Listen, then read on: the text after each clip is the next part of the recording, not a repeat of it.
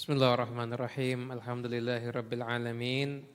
Allahumma shalli wa sallim ala sayyidina Muhammadin wasilatinal uzma ilaik fi istijabati ma da'unah wa tahqiqi ma rajaunah wa ghafri ma janainah wa ala alihi wa sahbihi wa man walah amma ba'du. Tadi yang saya tangkap ada cerita toilet. Ada cerita seorang ulama Habib Abdullah bin Husin bin Thahir. Ada juga kisahnya para malaikat. Nah, Habib Abdullah bin Husin bin Thahir itu ini hubungannya dengan toilet. Karena orang-orang zaman sekarang ini kan tidak bisa lepas dari toilet. Nah, kalau Imam Malik itu dulu buang hajatnya 2 minggu sekali. Buang hajatnya 2 minggu sekali. Kalau kita sehari masuk toilet berapa kali? Tidak bisa dihitung, apalagi kalau anyang-anyangan ya. Lebih nggak bisa dihitung lagi. Lah cuma ini ada kiat dari seorang wanita yang mendidik ulama besar, masuk toilet jadi wali. Masuk toilet jadi wali. Biasanya kan masuk toilet jadi wali, tapi walinya setan itu juga ada walinya setan. Ini masuk toilet jadi kekasihnya Allah Subhanahu wa taala. Jadi dulu itu ketika Habib Abdullah bin Husin bin Thahir ini kecil, beliau dengan saudara beliau Habib Thahir bin Husin bin Thahir, yang mana kedua ulama ini ilmunya, akhlaknya luar biasa. Itu sampai-sampai ini keponakannya tadi Habib Abdullah bin Umar bin Yahya ditanya, itu paman kamu 2 orang itu orangnya seperti apa? Dijawab wa wasfuhu al-ihya waz ziyadah.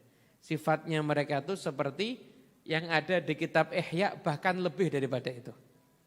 Itu dididik sama seorang bibi beliau yang solehah luar biasa. Itu mengatakan kepada beliau berdua ini, lau amil tuma adab dukhulil khala la kharajtuma binuril ilmi. Kalian berdua, wahai keponakanku, anak-anakku, kalau kalian berdua itu masuk ke kamar mandi, sampai keluar kalian mengamalkan semua adab di kamar mandi, dari mulai masuk sampai keluar doanya semuanya komplit yang diajarkan oleh para ulama, oleh Nabi Muhammad SAW, maka kalian keluar dari kamar mandi, kalian membawa cahaya ilmu dari diri kalian. Itu nasihatnya seorang wanita kepada keponakannya. Kenapa? Masuknya kamar mandi sampai ke keluarnya itu dengan adab yang diajarkan oleh Rasulullah SAW. Lah di antara adabnya apa? Yang pertama ya masuknya kaki kiri. Sering lupa ini, orang masuk ke kamar mandi kaki kanan, masuk ke rumah kaki kiri, masuk ke masjid kaki kiri. Itu banyak sering lupa. Dan itu harus dibiasakan. Kita nih kalau pas pakai baju tidak sadar, mesti tangan kiri duluan. Kenapa? Karena kalau lagi tidak sadar, dia setan yang menggerakkan. Tapi kalau kita selalu ingat sunnah Nabi Muhammad, maka pakai baju itu pasti tangan kanan. Dan selanjutnya masuk, kemudian setelah itu di antara adabnya juga di kamar mandi jangan berlama-lama. Saya pernah tahu ini ada orang, itu kalau mau masuk ke kamar mandi, mau buang hajat, itu bawa koran atau bawa majalah. Jadi sudah dia niat iktikaf di kamar mandi sudah. Nah itulah termasuk contoh teman-temannya setan tuh ya kayak begitu. Jadi sudah niat mau berlama-lama di kamar mandi. Termasuk adab itu enggak berlama-lama di kamar mandi. Setelah itu semua mengikuti adab syariat yang diterangkan oleh para ulama di dalam kitab mereka masing-masing. Nah kemudian apa keuntungannya kalau rumah kita tuh sering disinggahi oleh malaikat? Apa keuntungannya kalau rumah kita tuh sering disinggahi oleh para malaikat? Saya masih ingat karena pembahasan ini kebetulan waktu Rajab kemarin, pernah ketika saya ngajar Bukhari di Masjid Riyadh, saya pas membahas tentang masalah Usaid bin Hudhair ini. Di dalam riwayat Sahih Bukhari, yaitu Nabi SAW menyatakan, tilkas sakinatu tanazzalat bil Quran.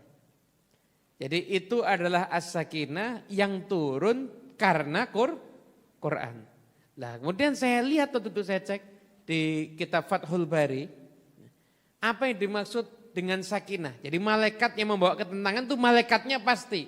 Tapi as-sakinah itu sendiri apa? As-sakinah itu paling banyak menyatakan artinya adalah sukunul qalbi wa tuma'ninah. Ketenangan dan ketentraman hati, itu namanya sakinah.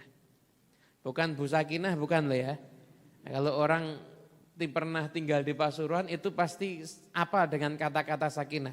Karena ada rawon Bu Sakinah yang larisnya luar biasa. Ini bukan yang itu. Di sakinah itu ketentraman dan ketenangan yang ada di dalam hati. Sebagian lagi menyatakan apa? Sakinah itu adalah nama wadah dari emas yang digunakan untuk mencuci hatinya para nabi. Jadi sakinah itu adalah sesuatu yang luar biasa. Dan yang bawa itu adalah para malaikat. Ketika itu Usaid bin Hudzair menghadirkan malaikat tersebut dengan bacaan Al-Quran. Lah sekarang ini malaikat ini mungkin mau hadir ke rumah kita, mungkin ya mikir. Benar Habib Novel, mungkin ya mikir. Mau cari tempat sholat tidak ada. Cari tempat nongkrong ada. Cari tempat nonton TV ada. Bahkan kalau perlu di kamarnya itu mesti dikasih TV. Kamar semua TV, kalau perlu nanti di atas TV, bawahnya TV lagi. Jadi ini pas lihat atas, ini pas lihat depan. Lah, yang model-model begitu, ya kita harus pokoknya mengimbangi gimana rumah kita, di situ malaikat bisa betah. Kenapa? Karena kalau malaikat itu betah di rumah kita, pasti orang mumet punya utang, masuk ke rumah kita langsung lupa sama utangnya. Keluar dari rumah kita doakan biar inget ya, jadi bayar soalnya. Kalau keluar dari rumah kita lupa juga kan bahaya nanti. Kesian yang ngutangi akhirnya. Jadi itu orang pusing masuk ke rumah itu hilang. Kenapa? Karena sakinah, ada ketenangan dan malaikat punya base camp di situ. Kenapa? Yang di rumah senang baca Al-Quran. Ba'da subuh ada yang baca Al-Quran. Sore anaknya belajar baca Al-Quran. Bainal maghrib wal isya di situ juga ada yang baca Al-Quran. Wiritannya Al-Quran. Wiritannya itu baca Al-Quran, baca Al-Waqi'ah, melancarkan rezeki. Zaman sekarang ini kan sudah keluar kadang-kadang selebaran yang aneh-aneh. Tidak boleh membaca Waqi'ah untuk melancarkan rezeki karena itu niatnya tidak ikhlas. Nah, saya baca di syarahnya Kifayatul Atqiya Syed Muhammad Bakri Syattab, beliau menyatakan orang melakukan amalan agar mendapatkan rezeki kalau dia berkeyakinan itu rezeki datangnya dari Allah Subhanahu wa taala dan dia minta kepada Allah Subhanahu wa taala dengan amalannya itu yu'addu minal mukhlisin, maka dia termasuk orang-orang yang ikhlas. Jadi tidak apa-apa baca niatnya cari rezeki. Kenapa? Awalnya mungkin itu. Lama-lama akhirnya rezeki dapat enggak dapat udah enggak mikir. Kenapa? Senengnya dia baca Quran adalah rezeki yang paling besar. Kira-kira punya anak sering ngasih duit ke orang tuanya atau punya anak sering baca Al-Quran. Itu yang manfaat kalau orang tuanya sudah dikubur yang mana? Yang baca Al-Quran. Makanya rezeki yang paling besar itu bukan cuma materi. Rezeki yang paling besar itu adalah cinta membaca Al-Quran. Jenengan duduk di sini ini adalah termasuk daripada rezeki. Dan semoga rezeki-rezeki batin ini juga diikuti oleh rezeki-rezeki zahir yang lainnya insyaallah. Amin ya rabbal alamin. Wal afu minkum. Wassalamualaikum warahmatullahi wabarakatuh.